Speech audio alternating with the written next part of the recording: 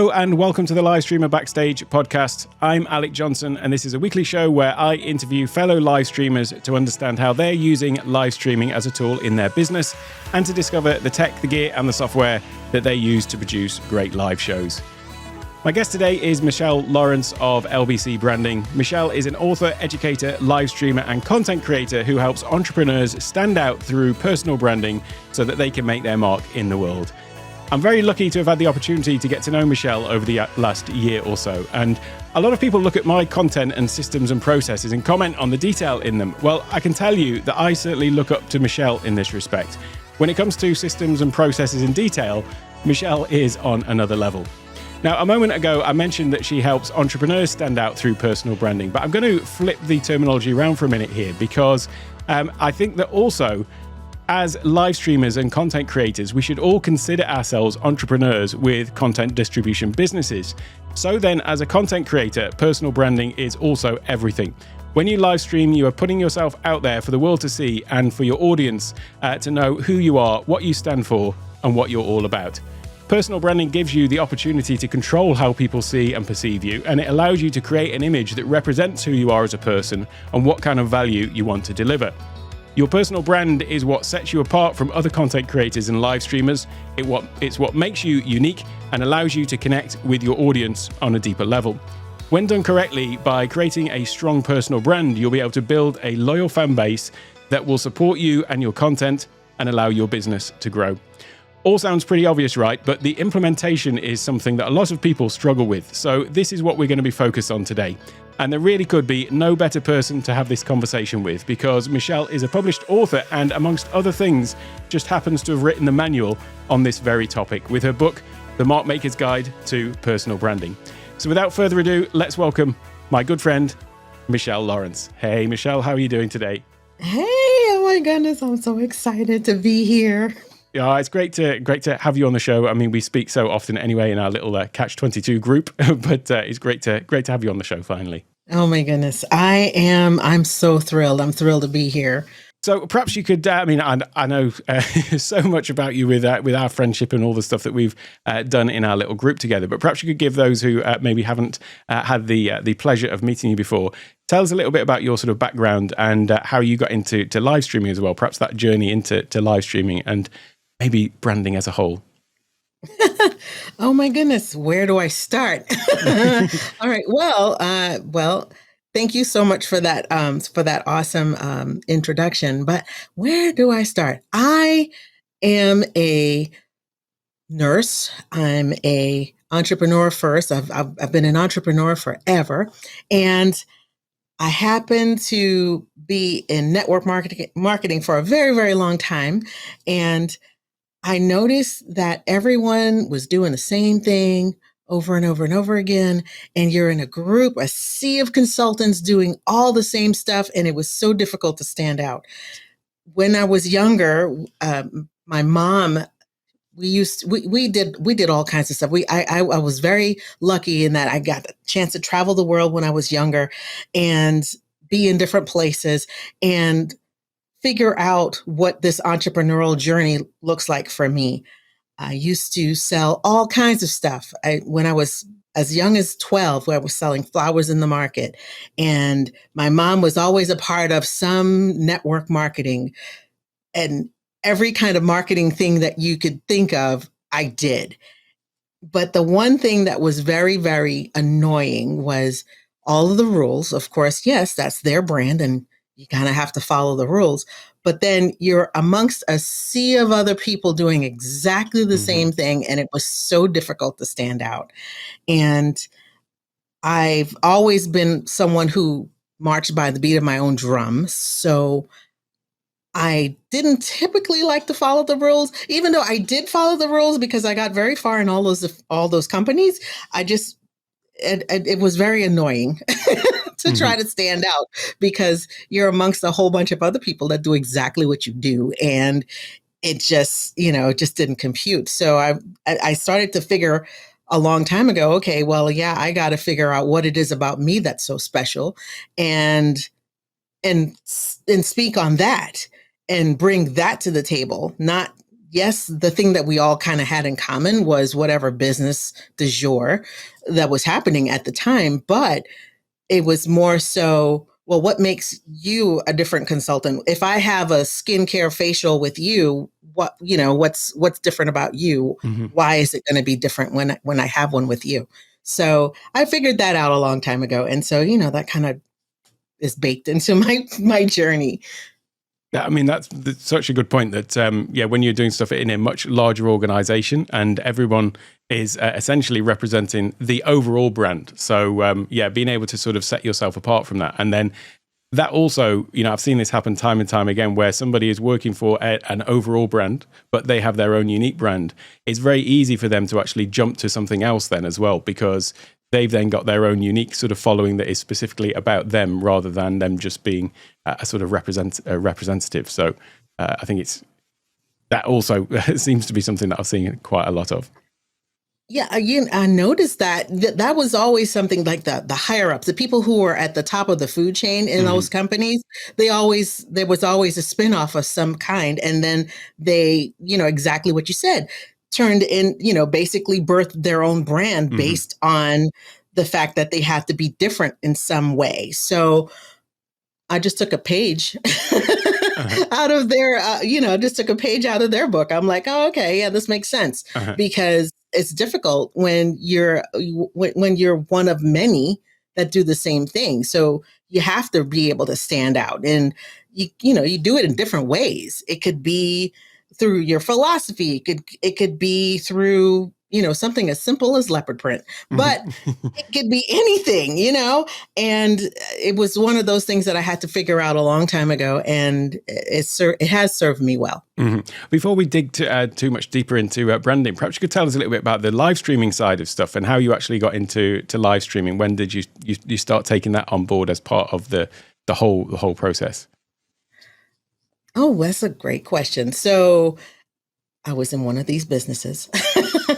I sold jewelry. So I also make jewelry, and I've always been very gifted with working with my hands, and so I've always had a chance to like make things and do things, and so I had to figure out a way to share that with the world and share it with my customers and such. And so Facebook Live was a thing back in the day, and uh, everyone was going live on their phones. And it was interesting. I saw people, and I know people in these different companies that I was in, at the highest echelons, at the highest tiers, doing all of the things, but it was just so boring. I was like, why would everybody's doing the same thing? How am I going to stand out once again?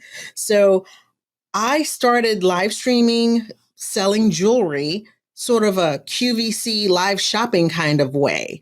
Um, I also love to shop. And so it was one of those things where, I saw how the bigwigs were doing it. I'm like, well, why can't I do that? So I started using OBS. I started with OBS. I Hmm. had to figure out how to do that. So I went to YouTube University and studied how the other people were doing it. And uh, I was able to create my overlays and a very interactive display where I could show the prices of stuff as I'm talking. And so I had to become a live producer Hmm. and on-air talent at the same time. And it took a minute for me to figure it out, because when I go back and I look at some of those things, it's kind of rough. But I was doing stuff that people didn't know how to do. And other people in my industry were like, how are you doing that? How are you getting the stuff to come up on the screen? And how are you getting to flip the cameras and do all those things? And it was very, very cool doing that. And then that back in the day, I used to be a PC girl, for most of my life, and then I became a Mac girl, and then I met Ecamm, and oh my goodness, everything changed. Everything changed from that point on. So I just continued to evolve and get better and better and better. Oh my goodness! And I'm telling you, I've been live streaming for like maybe 5 years now, Hmm. maybe 5 or 6 years. And so it's just gotten better and better and better. It's amazing. all the things that I could do with Ecamm. Oh my God. When was it that you switched to Ecamm? How long ago did you find that little Uh, gem? well, let's see. It had to have been okay. So I was in university. So yeah, 2015. So Oh, I've been wow. rocking Ecamm. Yeah, I've been rocking Ecamm since like early 2015, 2016. Oh, wow. I didn't So realize it was so long. That must have, one of the very early adopters then. yeah, yeah. Uh-huh. I remember when I bought it, it was a static price. The subscription model did not exist at the time. Right, right. So Uh-huh. and then I just kind of sat on it for a while, and then I was like, well, maybe I'll pick this up again. Uh-huh. So I think so many Ecamm users have to go through that that heart-wrenching process of trying some other software, mentioning no other names, except I did the OBS route as well. And it's so funny when you go from that and then try Ecamm. It's like night and day, just the ease of use of it and all of that. It's very enabling, isn't it, in terms of getting out of the way and allowing you to just get on with the stuff that you want to do. exactly, exactly. It was so cool. I remember, okay, so it was OBS, then Streamlabs OBS, Mm-hmm. where I was able to actually do stuff on my phone. And I think the catalyst for the change to Ecamm had to do with how taxing it was on my computer. I Right. mean, my computer grinded to a halt. Mm-hmm. And I was like, this is ridiculous. And so, once I met Ecamm, there was no looking back. I was like, oh my God, this is amazing. Yeah. Amazing. Do you know, I had the exact same thing with OBS where there was some specific thing that I was trying to do where it was the same. It was fine when I set it up, but as soon as I pressed the record button, but in fairness, I don't want to just dump on OBS too much, but that was down to, my computer hardware was old in my case. I had this issue where it just couldn't record what I wanted to record at any reasonable sort of quality. And then I switched to Ecamm and it was like, it just flew by even on, older hardware. I just want to take a moment to talk about Ecamm Live. This is the live production Mac software that we're using to live stream and record this podcast. In my opinion, it is the best live streaming and recording software on the market today. So what exactly does it do? Well, essentially, it allows you to control the content that you're including in your video, be it a live stream or a recorded video. And you do this by building out different scenes that contain the content that you want to show. This content may be a feed from your camera or indeed multiple cameras, or you may be sharing a screen, which is what I do a lot of in my tutorial style videos that I make for my Take One Tech YouTube channel. You can share the screen from a second computer or maybe even a gaming console if you are a live streaming gamer. And just as we are doing in this podcast, you can also bring in guests using Ecamm Live's built-in interview mode, where guests can join from a browser and you can then incorporate their video and audio into your production. Finally, you can add all kinds of additional graphical and animated overlay elements and even movies to really add a level of branded professionalism that would be hard to achieve in any other way. The real magic happens though when you hit that record or go live button, because then you are able to seamlessly switch back and forth between all of the scenes that you've created. And indeed, this is how all of the videos have been created for my Take One Tech YouTube channel. And the reason it's called Take One Tech, by the way, is because all of the videos are made in one take with no edits. I just hit record, make the video, and as soon as I hit the end recording button, the file is there and ready to be uploaded straight to YouTube. What I love about Ecamm is not just the ease of use that it has when compared to other live streaming software, but also the greater flexibility it gives in terms of layouts and designs that you can create for your shows when compared to some of the hardware streaming solutions. And one thing that makes Ecamm great specifically for podcasts is the fact that it has the ability to record isolated audio tracks. So once we finish recording this podcast, I'll have a separate audio file for me, my guests, and any other audio tracks that have been a part of the recording. That makes the editing and repurposing of the content for the podcast so much more streamlined. It does have another little trick up its sleeve though, and that is its virtual camera feature. This allows you to take the video output from Ecamm Live straight into communication apps like Zoom, Microsoft Teams, Discord, and so on. This means that rather than just appearing in Zoom meetings with a regular camera feed, you can now show up with all of the amazing production values that Ecamm Live gives you and deliver that straight into your Zoom meeting. And trust me, when you rock up to a Zoom meeting with Ecamm,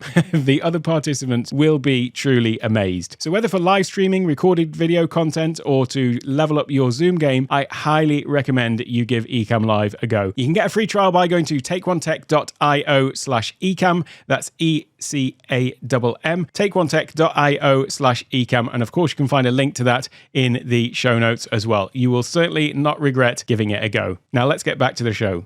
When I look at your live streams, and we can talk a little bit about, how you do that with Canva and things like that later, but they've all got such, we should not be surprised from a branding expert, but they've all got just such an amazing sort of look and feel to them, and there's such consistency there. How long did it take you to sort of arrive at your sort of style with that respect? How long have you've had that sort of, unmistakable Michelle style?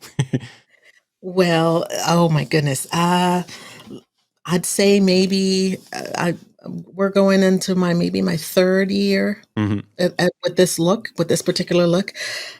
The color green and it's a really funny story. It's a really truly happy accident how I came surrounded with so much green. It's a really cute story. So basically, it started when I needed storage. I needed storage to redo my studio and make things better. And the only color container I could find was green, this loud green that you see behind me. And I was like, all right, well, I'm a little OCD. Let's run with it. So totally redid the studio, had all this green stuff around me. And I'm like, you know what? I'm kind of digging this look. I really like it. And then I started creating graphics around it because it, was surrounded by it. Back then, I didn't really know. I didn't know what I know now about lighting and cameras and all that. I also was, ahead of the curve in my group where, people were still using their phones. I'm not saying that it's not a bad thing. If that's what you have, start there. However, I was using DSLRs. I was using, then I moved to mirrorless cameras and then lighting and all the things. But I didn't have all those trappings when I first started. And I had to figure out how to light me with all this green around me. And then eventually it grew into what you see today. And of course, YouTube University is amazing. When you apply yourself, you learn things from folks. And then I met the LGL crew. Well, we hang out all the time because of them. And, that's when my learning kind of skyrocketed during the very first Vlogmas. This is going to be my third Vlogmas. It skyrocketed during Vlogmas like 2 years ago. So that's kind of where all of this kind of started. And I'm so grateful to have found this community and to have found all of these like-minded people who we're all sort of like on our own personal journeys trying to figure this thing out. Whatever it is that you're doing, whether you're in business or you sell jewelry or you sell makeup or you're a medical professional who wants to do something a little bit different, it's just one of those things where people are really trying to figure out what they need to do to stand out. And all this information is out there if you're really, really looking for it. And just to mention, if there's anyone listening that isn't aware, the LGL community is .rocks Let's Get Live community. We're also obviously both in the Ecamm Live community, another great sort of supportive community. And then Michelle and I with 4 others are in a little creators pod, our little accountability mastermind group, and also with Doc as our coach and mentor as well. So, but coming back to the Vlogmas, that's another thing that is we're basically going live every day in December for Christmas, vlogging every day for Christmas. What's the plan for this year? What have you got on the cards for doing during that? I'm so glad you asked. So I am launching a course. The name of the course is called Brand Your Show. For those who are looking to start something new and not sure where to start or how to do things, how to make graphics, how to brand their show, I'm launching this course. And so part of the course will be a daily accountability during Vlogmas, where you get a chance to make things for for your show, like overlays and different things. If you need backdrops or lower thirds or things like that, where we get a chance to, learn and play at the same time. That's such a cool way to do that as well. Like, so that other people who are taking part can have, use Vlogmas themselves to do that. Because I always find that, like, if you look at an overall task, it can sometimes seem, a bit daunting. Maybe there's a lot to sort of take on. But when you break it down into those small little steps over, a month that you can just sort of implement them one at a time, it's amazing the sort of progress you can make. I know that I found that myself when I've done either Vlogmas or the, Leader live stream every day in April or August or whatever it is, where you're doing those sort of little challenges that, you're only taking little steps, but by the end of it, you look back at where you've come, and it's just, it's been transformational. So I'm sure that there's going to be lots of transformations going on in December this year as well. Oh my goodness. I often go back and I look at that stuff. And when I did my very first Vlogmas, it was so interesting because I was like, there was no way that I'm going to do it live every day. There was no way. I was too much of a perfectionist. I'm like, you know what? I want to have, I was very intentional on what I wanted to do and how I wanted to show up. And I wanted more produced content. And so I think I did 9 episodes for the very first Vlogmas. The next year I went every single day, but it was also produced, but it was just another elevation from the one before. And so I'm looking forward to this one because of course I did beta too and all the different ones in between where I actually did go live. So it was, I was very intentional in the way I did what I did because I'm a bit of a planner. I'm a little obsessive about it. Yeah, that is an understatement. Yeah, you put my planning to shame, really, honestly, when I see the things that you do with, your Trello boards and all of that kind of stuff. Everything is planned to such meticulous detail.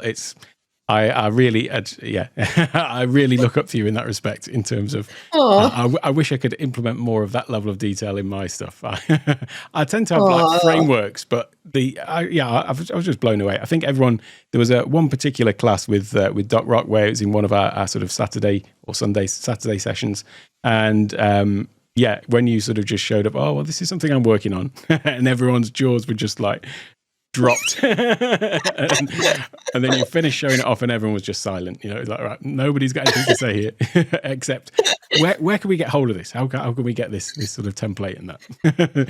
Oh, thank you so much. That's my little OCD part. I plan everything to the nth degree, and so it's like, all right, stop planning, it's time to implement. And so planning and implementing and then going back, reassessing. I was like, all right, this worked well. Let's plan some more and implement. And then, this continue that cycle. So, well, I mean, you do have to have the implementation as well as the planning. But what you've done is you've actually done like all of the hard work of creating all of the template. I mean, I mentioned your Maker's Mark guide to personal branding, but another book that you've got is the video content planner, which I've just highlighted in the carousel for those on Amazon. But that's another thing where you've taken all of that hard effort and time and labor that you've put into it and then just given it to everyone else. So there's a link to that in the description as well for anyone listening or watching. But content video planner, that's something that I think a lot of people sort of struggle with getting to grips with that. I mean, we're talking a lot about the things you've done. Perhaps we can bring it round to the actual branding side, and then we can lead into the books and things like that, and how you've sort of packaged this all up for everyone, because they are really, really phenomenal. Oh, thank you. Perhaps you can talk through then the sort of process, and if we think about the book, the Maker's Mark Guide to Personal Branding, what's the sort of journey that you take people on in that? How would you lay out some little guidelines that maybe you can give people? Oh, sure. So the point of view of the book is basically for someone who has no clue or you have something and it's probably not where you want it to be. And so now you're trying to make a shift. So for someone who's brand new, trying to figure this out, basically some concepts to think about would be, what are your values? What are your beliefs? What are some of the things that you want people to know about you and to know about your company, and how to figure out what your value proposition is, how to figure out uh, where you are. Who is your perfect person or perfect avatar? Who are you talking to when it comes to, if you're an entrepreneur, who are you talking to?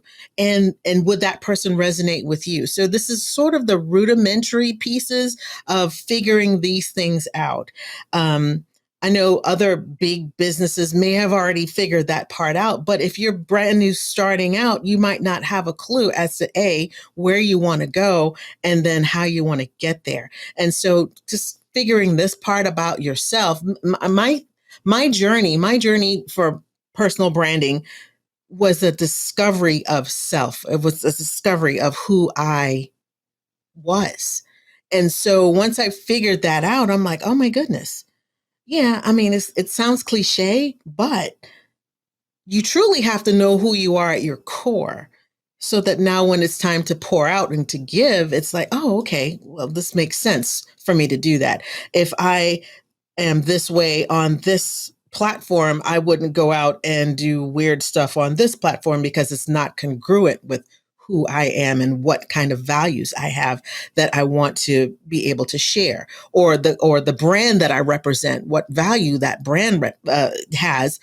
It would guide you. It's sort of like a North Star. It'll guide you with all of your decisions, with who you hire for your company, with how you do your work, how you show up to your customers. Basically, branding is a promise. It's a promise that you give to your ideal client and to your customer and to yourself. So it just kind of takes you along that journey to try to get you to like figure out those major concepts. And the beautiful thing about the book is that there's spaces where you can, jot that information down and just kind of take yourself on that journey.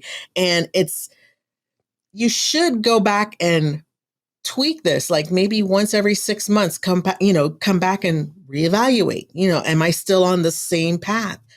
Are things going the way I had originally planned them?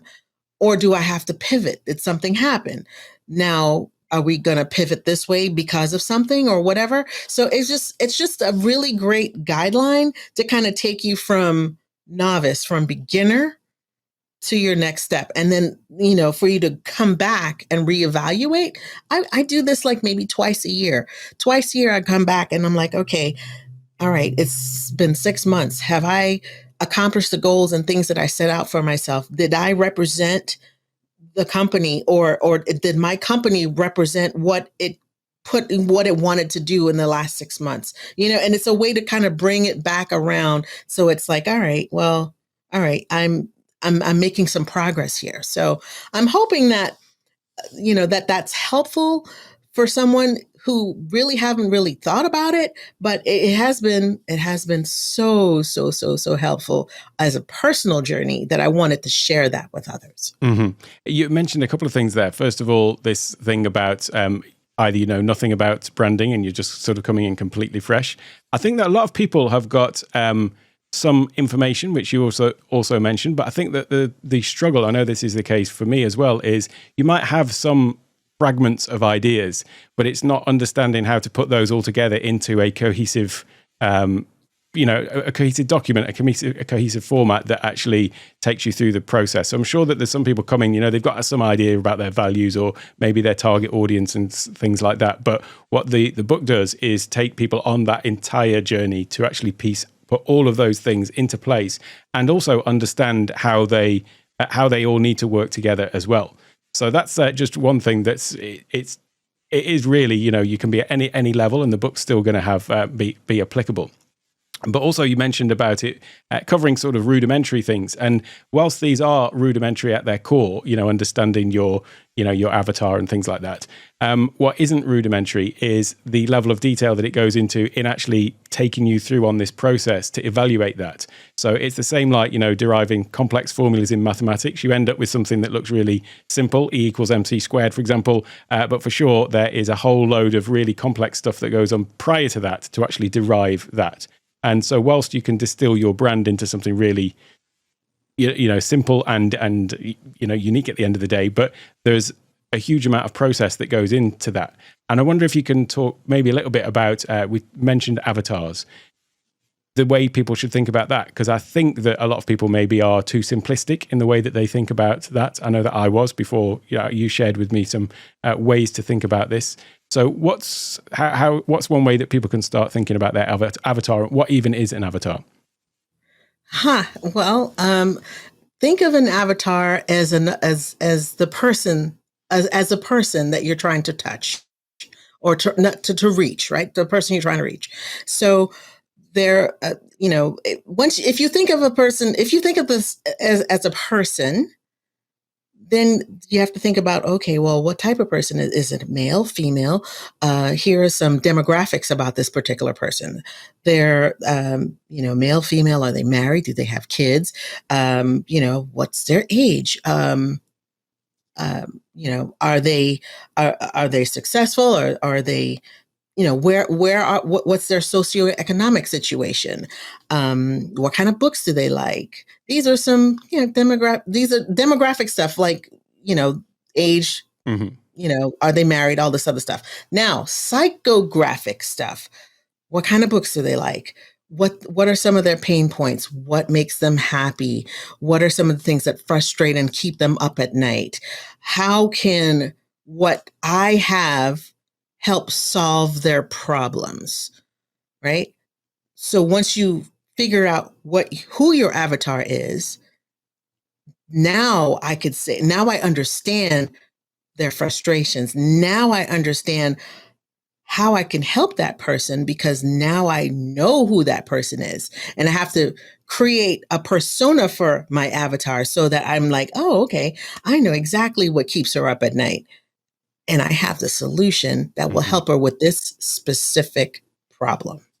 That's so huge, because I think a lot of people do focus, and I'm speaking from personal experience, focus more on the demographics, who's your target audience. The natural thing is to think about, age, location, gender, that kind of stuff, those demographics, as opposed to the psychographics. I know that when I with your help, shifted to that way of thinking as well, it gave me a much sort of better insight into who I was, should be serving with my things. So it's a massive point, that is. And so in terms of the journey then, so let's perhaps move a little bit further in this process. Once people have derived their sort of avatar and sort of come to that conclusion, what would be some other steps in the process that you outline in the book? Oh, goodness. So being able to know what your value proposition is. So understanding your unique selling proposition, or, well, you could be a selling proposition or a value proposition, understanding that, so that it can further help that avatar, that now that you've created this persona, you know who they are. Now you marry what your vocation or what you do to help that person figure out what that problem is. And the other part would be to continue down that process, figuring out where you go, where as a brand that makes this whole journey, that makes this journey make sense. So like, you want to make sure that the information and the products that you sell are, perfect for that particular person, or the graphics or the different things that you do, whatever it is that you do. You might not sell something. You might be a consultant or something. You might be a medical person. You might be a field hockey umpire that teaches others how to do something. You understand that person, you figure out what it is, how you can help that person. So it's just basically figuring out that journey. And then once you know who you're talking to, and you know what your company stands for, as you continue to deepen those relationships with your avatar, that you can serve them better. It's all about service, really. We're put here to serve people. And so it's just one of those things. I don't like selling per se, right? Even though I've been an entrepreneur and, sales is a part of what we do, but it's more serving. It's more finding ways to serve your clients and figuring out how to help them. And so it's to me, it's figuring out how can I be of service to someone else? And how can my brand or what I do for a living or whatever serve someone else? And it's all in that journey of, figuring out what that service journey is for that person, where now you become invaluable to them, and they will sing your praises because they were like, you know what, Mhm. she really helped me, or he really helped me understand something, or I didn't know anything about this and I watched some video and it was amazing, and it truly helped me. So it's to me a paradigm shift on how you serve. It's basically a manual, and you figuring out what you need to do to help serve the Yeah. people that you're called to. That is so important, and every person I've had on this show says the same thing about this. Even Chris Stoner was on last week, or this in real time last week, and he talks about live selling on Amazon, but he calls it live serving. And James Hicks picked the Give First Economy by Kirby Hasseman as his book recommendation. So it really is important to have that sort of service first, I think, and that sort of shows through in everything that you do.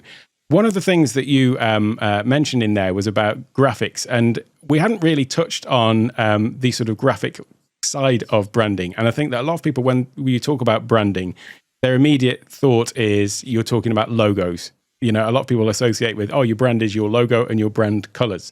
So we've already seen that it is so much deeper than that, and it does go to all your values, your avatar, and all those kind of things. And it's I've just noticed Elo in the chat as well saying that finding the avatar is so important. We've all been through this process, but one thing that is very striking about I said you've got a very unmistakable style.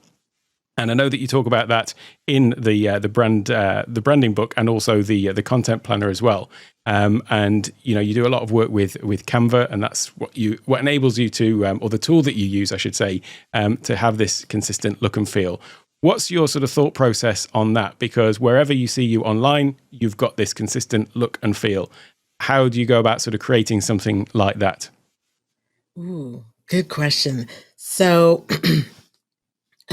let's see. What do I do? Well, I have a concept. I come up with a concept. Once I have a concept, in mind, then I just kind of build upon it, and then just do different iterations of that same concept. So I take color psychology for me, color psychology is really important. I want to make sure that, whatever the people see, the first thing that they will have is a certain type of feeling. What I want my avatar to know or feel when they see my stuff is that, it makes sense, right? I'm warm, I'm inviting, I'm exciting, I'm a little nutty, right? But I want them to feel that in all of my designs. Mhm. And so I love Canva, so much so I play in Canva every single day. So much so that I've become a Canva champion. So Oh, congratulations. I'm recognized by Canva Uh-huh. as one of their Canva champions.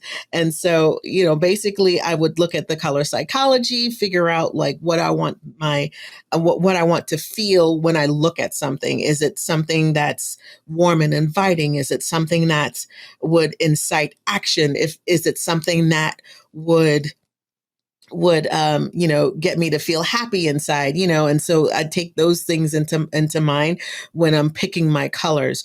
And then I labor over design. It's like I could be in Canva all day long making graphics, doing, making different things, figuring out what icons to use and things like that. And just, I usually start with a template and then I just let my mind go. I've always been gifted with my hands.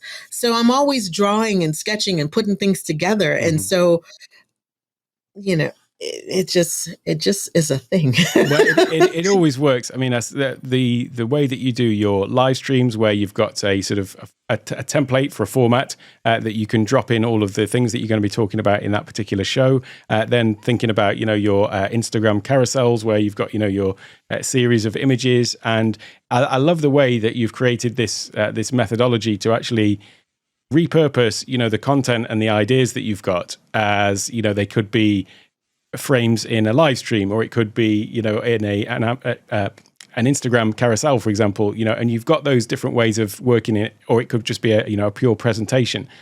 The way that you've set those things all up from the start, so that it makes it easy for you to go and what are you talking about on this week's show, go and drop in all the information, and it's got this unique, cohesive look and feel to it wherever you see. So it's really quite amazing.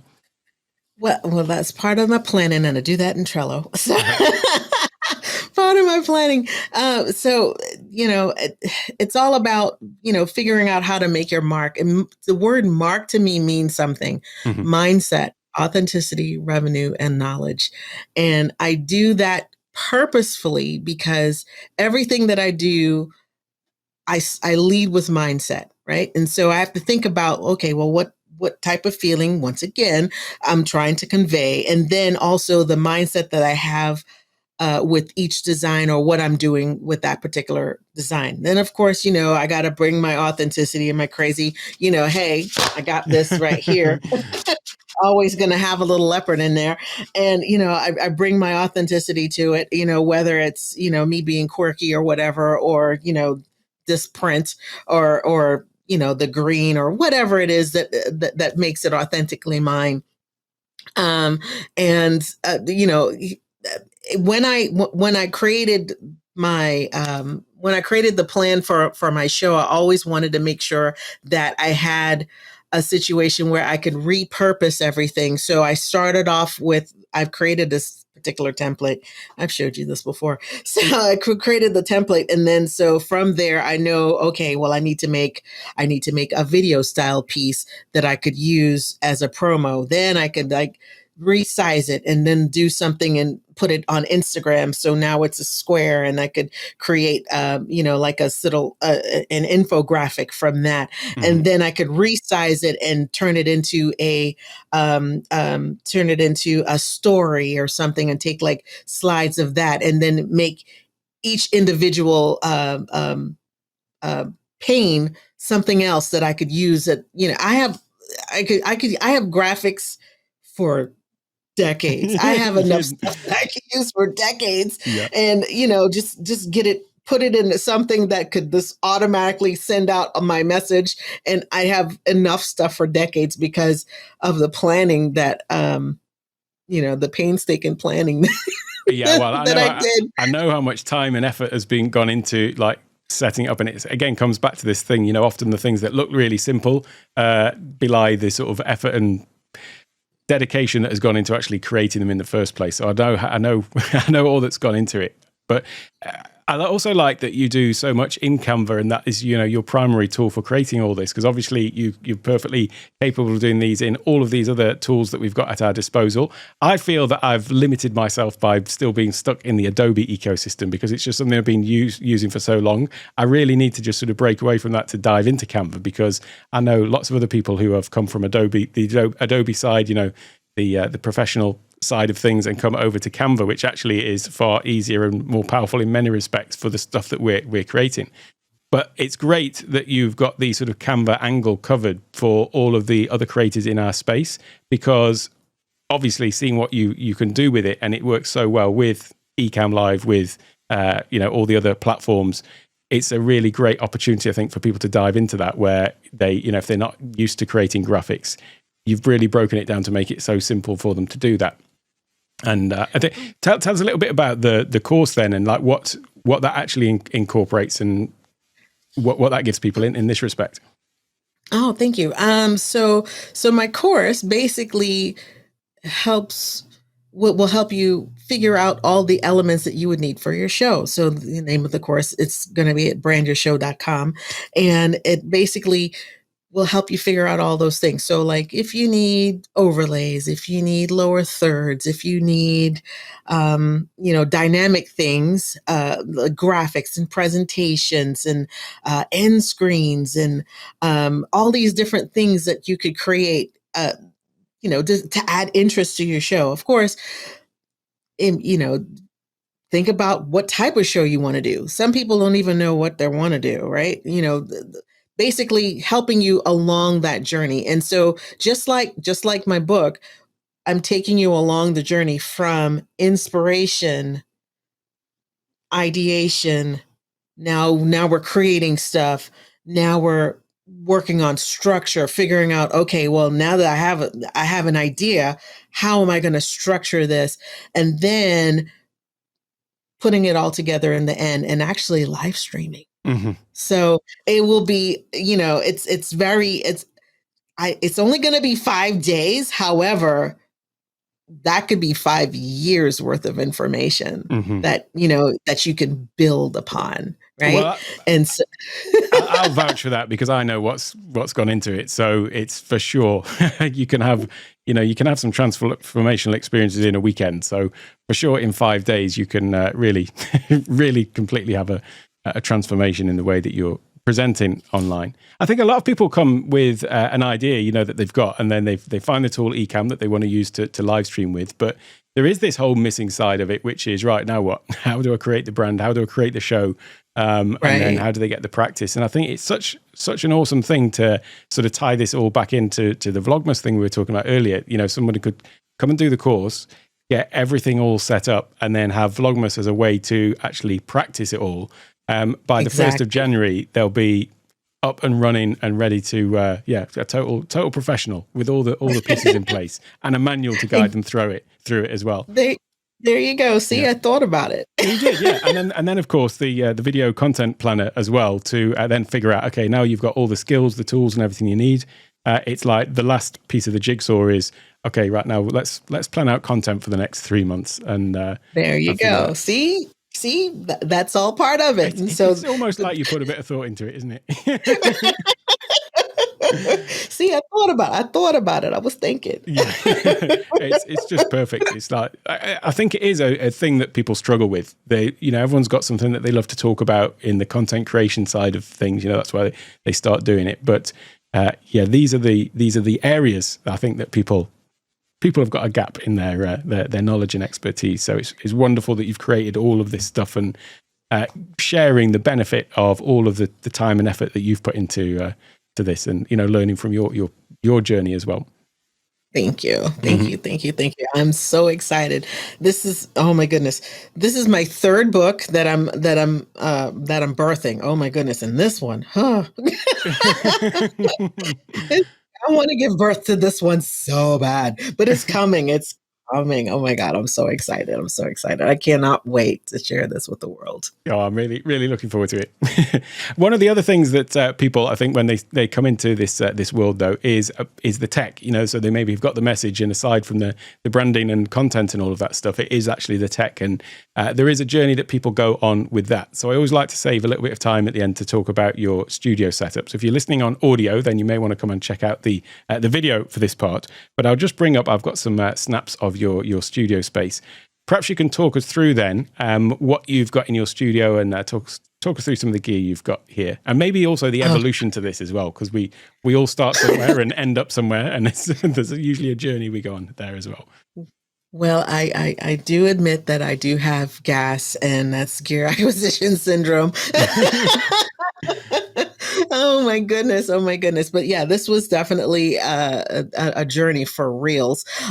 So let's see. So I have a Mac M1 Mini, a Mac Mini, and and so of course with my Mac Mini, of course I had my screens. Now I was wondering, should I get one of those big giant screens?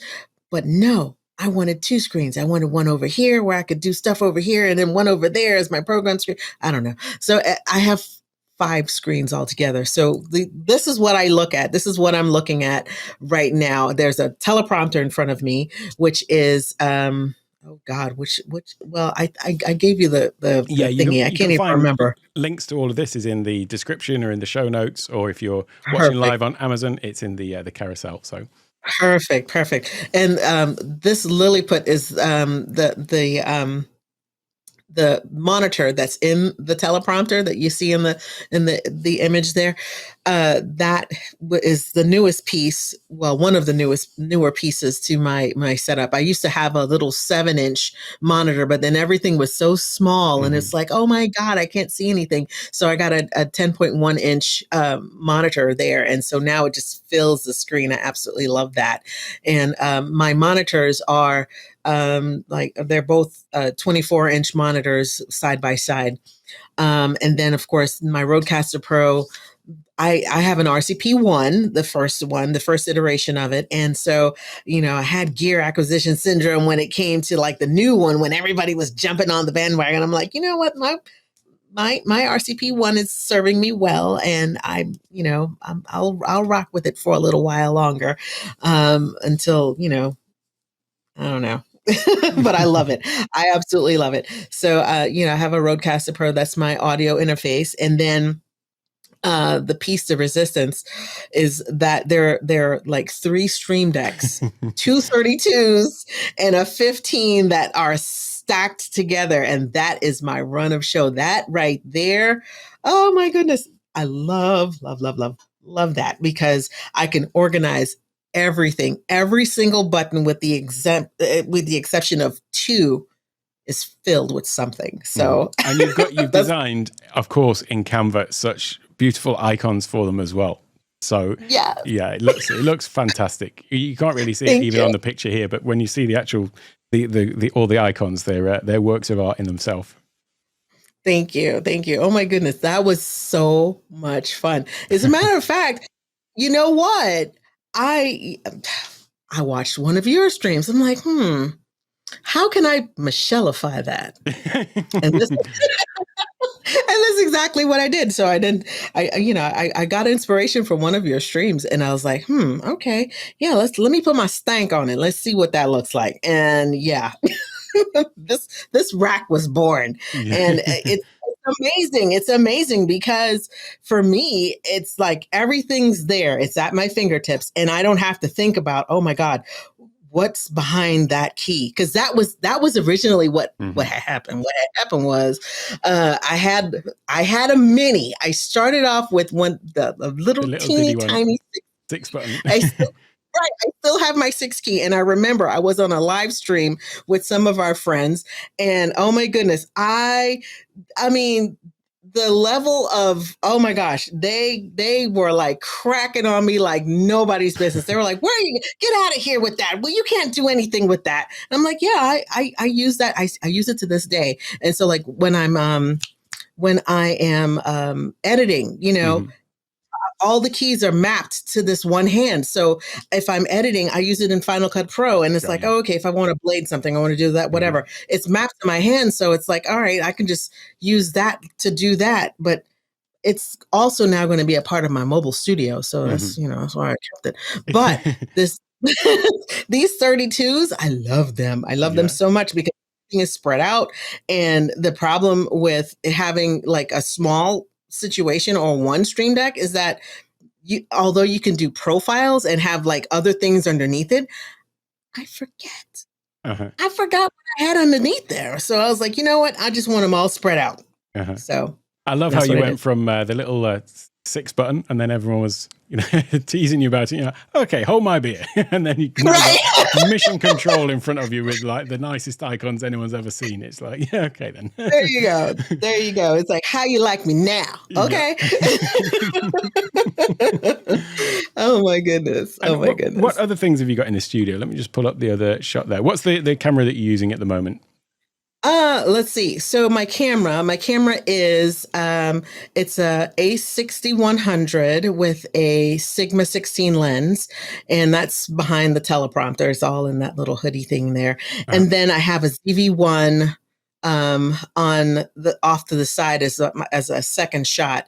When I was doing my jewelry videos, that was the close up cam. So like if I wanted to show a piece up close, I would just, because the thing I loved about the ZV-1 is that product showcase mode, where you could like, it oh my goodness, the focus is amazing, right? And I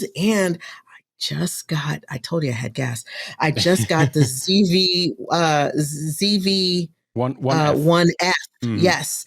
And so it's on the opposite side of where I'm sitting right now. So I created a separate set. So the way this studio is built, each wall is a set. And so this is one set that, the one that most people see is this one that's behind me, but there's another set on the opposite side of the wall and on, the other two sides. So, there's a set everywhere. And so I wanted to make sure that when I'm working on the opposite side of the wall, that things look good over there, so there's lighting and stuff on that side of the wall as well. And then the other two sides of the square, it's loaded with jewelry. So I have stuff on all those other sides. So I could, it just depends if I'm, doing a jewelry show, I could stand on one side and then, the image that you see would be of a whole lot of jewelry displays. I have slat wall and, built into my walls behind me. So this is a slat wall situation where I can put shelves up. I can, I could change it up. I can put all manner of displays up there. And as a matter of fact, I have so many screens in my studio that I was thinking of mounting a screen right behind me, but there's a 42-inch screen sitting over there. And I'm like, why? You have 8 screens in here. You don't need another screen.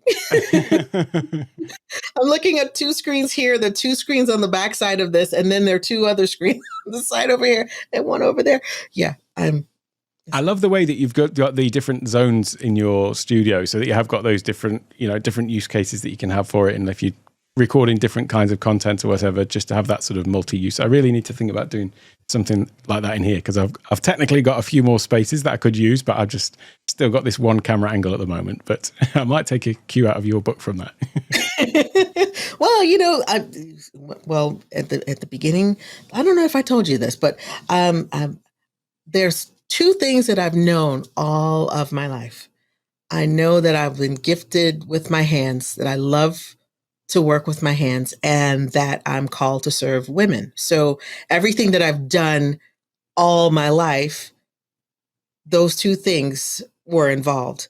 So with my medical career, I went into women's health, and I work with my hands all the time, right? And then,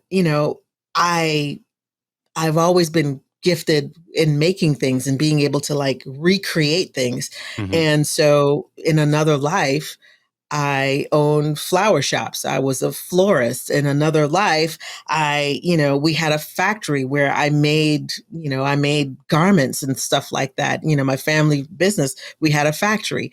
And so I like sewing. I like creating, I've always loved to create. It's just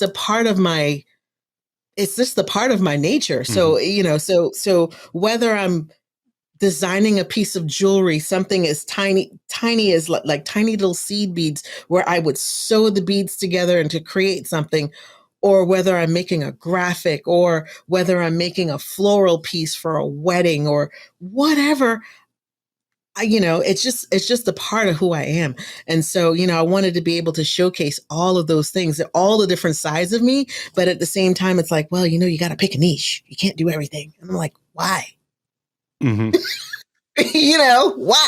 So, yeah, so I had to figure this out. The creative side of you just shines through. And it's like there's the first side of it, which we've talked about, which is the way that, you've got your own show branded and the sort of creativity from that. I mean, if we just go over to your website, I've obviously linked to this in the description as well, but just even like the style and the look of your website as well.